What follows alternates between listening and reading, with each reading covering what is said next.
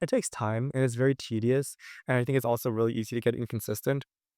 But I think it's really important to also enjoy the process. Like if you enjoy the process, it doesn't really matter anyways.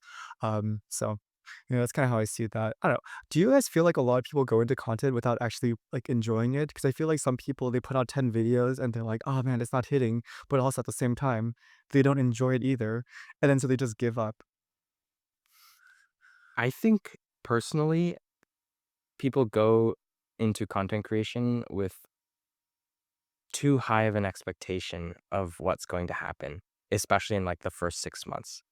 So, I think most people's in general, like they think in like shorter time horizons. So maybe like they want to see something happen in a month.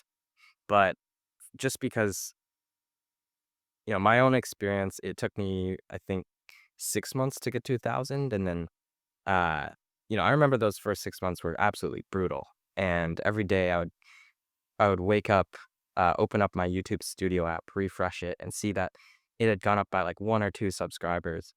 And that was by Ay, far the hardest period, but that kind of Tesla, trained me to like acabamos anything Oh, that's like de very difficult that you want to do, desapercebido.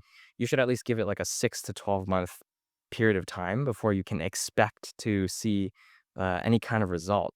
Because if you quit before that, it's kind of a little bit too early, I think, especially with content.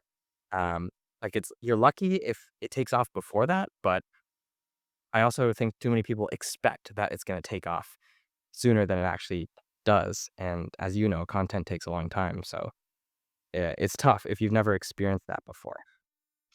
totally. And I think the other thing as well is that a lot of people they don't enjoy making the content in the first place.